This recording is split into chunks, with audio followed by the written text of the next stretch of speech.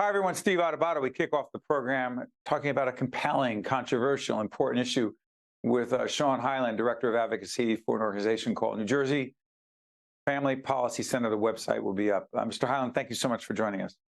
Thank you, Steve. Thanks for having me on today.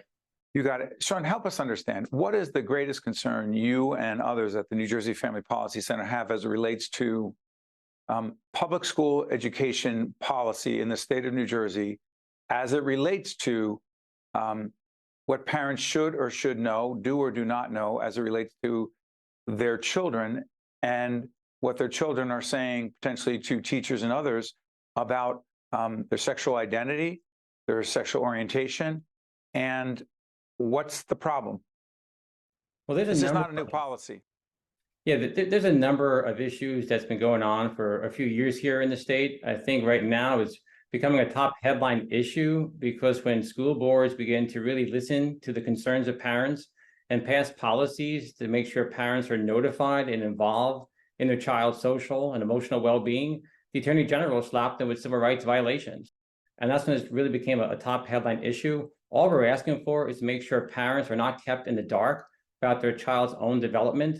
This is a very trying time, adolescence, and to complicate that with gender identity issues, parents should be there with their child and not be sidelined by the state government. What about parents, many of whom I know personally, who are not okay at all with their child expressing, take transgender issues out of the equation for a second, but have said, if their child says to them, I think I'm gay at 10, 12, 11, 8, 14, whatever it is, that the parent doesn't respond well. And that child now is put at greater risk and has greater challenges at home. What do you say to those children and those who believe those children need to be protected from parents who potentially are not as accepting as some others? Well, these policies that have been passed, specifically, I know in the Monmouth County school districts, when a child comes in and asserts a gender identity or their sexual orientation, that doesn't trigger a phone call right away to the parent. The teacher, the administrator sits down with the student, talks to the student, tries to find out about the student's home life and family before they involve the parent or inform the parent. And if there are situations where a parent is abusive, teachers are mandatory reporters anyway. They would have to call Children and Family Services, but to keep all parents in the dark because of those very, few situations, that's problematic. Mr. Hyland, what do you say to those? And we've had several people on in the transgender community who argue that they are more at risk than ever before. They are being bullied, they are being targeted, they are at risk for physical harm. Get this statistic: 80 to 90% of young students who struggle with their gender revert back to their biological birth gender. You have argued, quote, it's a phase. We don't need hormones and sex reassignment. You're saying it's a phase, that this is from you, a direct quote from you, that children who say at 8 or 10 or 11, 12, this is what I think is going on with me, it's just a phase, it's a fad? Yeah, I think for many students as they're growing up now with social media and with transgender ideology just really saturated on social media and now being implemented in the schools, they're becoming more confused than ever. Studies do show that most students, when the time they hit adulthood, do grow out of gender dysphoria. That's why most nations in the UK, Finland, Sweden, that used to be the tip of the spear on this issue, have hit a pause button.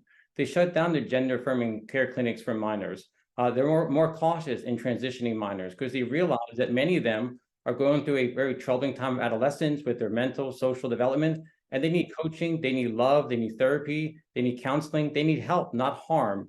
Putting them on puberty blockers, cross-sex hormones, sex reassignment surgeries, that's not the answer to this issue.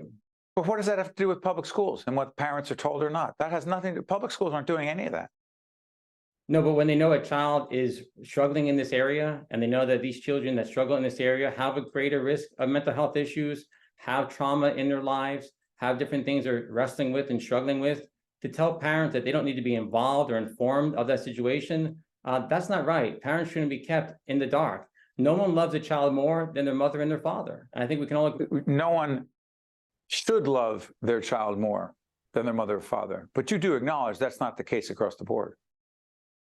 No, I would know, except there's a physical abusive situation. I don't know any other situation where the How state. about emotionally and psychologically abusive in the sense that, no, we don't accept this. A We don't parent. accept what you say you feel inside. We don't accept you saying you believe you're gay. We don't accept you believing that the gender that you were born into is not the right gender for you for whatever reason. Take physical abuse out of it. So you don't believe that there are a significant number of parents out there who are not, quote, accepting, and in fact, therefore, de facto, put all kinds of pressures on kids that they shouldn't be facing because they're facing so much already. You're the one who mentioned social media, but on top of that, being rejected by parents, not abused physically. I'm not talking about that. Well, I think that's a conversation we have to have in America. I think right now what's going on is we're trying to impose upon all families that they have to adopt and agree with and affirm the religious beliefs, the sexual beliefs of the state government. There's many parents. Hold on, where's the religious part? Well, because coming from sex and gender, it's a very subjective view that's been introduced now in a, I guess, relativistic postmodern debate in the 21st century. It used to be biological. It used to be a very objective category that male and female meant man and woman. So you've argued that the family unit, the traditional family unit, the family unit as you define it, is one man and one woman only. One man and one woman only. Do I have that wrong? No, that is the traditional family unit. That's still the mainstream global view of the family unit in 85% of all nations around the globe. According to our belief system, the Christian Judeo belief system, it is the very first institution God ever made. It's a divine institution. It's a very good institution, the mother, father, family unit. So if two women, they're lesbians, and they consider themselves Christians, Judeo-Christians as you described, and they want to have a family, and I know many of them personally, very close to me personally, they have the wrong family structure because they are two women who are raising a child, two men who are Judeo-Christian but happen to be gay, they're raising a child. They're wrong? I mean, among millions of others across the world, tens of millions of others across the world, we have very firm biblical convictions about a family unit consisting of a mother and a father, a man and a woman, a husband and a wife. And that's the religious beliefs of millions of people around the world.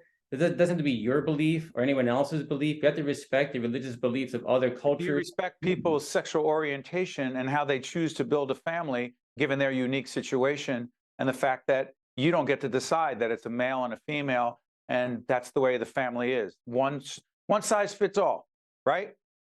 Yeah, I don't get to decide. I think the Supreme Court made a decision here in America along those lines, but we have the right to express and teach and believe religiously what a family unit is. Someone cannot impose their beliefs upon me, and I cannot impose my beliefs upon somebody else. It's a religiously free society. Shawn Hyland is the Director of Advocacy for the New Jersey Family Policy Center. Mr. Hyland, I want to thank you for joining us. We appreciate it. Thank you, Steve. I appreciate it. You got to stay with us. We'll be right back. State of Affairs with Steve Adubato is a production of the Caucus Educational Corporation. Funding has been provided by Holy Name, the Turrell Fund, supporting Reimagine Childcare, Johnson & Johnson, New Jersey Sharing Network, Horizon Blue Cross Blue Shield of New Jersey, the Healthcare Foundation of New Jersey, PSEG Foundation, Operating Engineers, Local 825, and by the New Jersey Economic Development Authority. Promotional support provided by NorthJersey.com and Local IQ, and by New Jersey Globe. At the Turrell Fund, we know childcare creates transformative early learning experiences for young children and helps families succeed. Childcare is essential for the economy, driving financial growth and sustainability across all sectors. The Turrell Fund envisions a New Jersey in which every infant and toddler has access to high-quality, affordable childcare in order to grow, develop, and thrive. Our children are our future. For more information, visit turrellfund.org.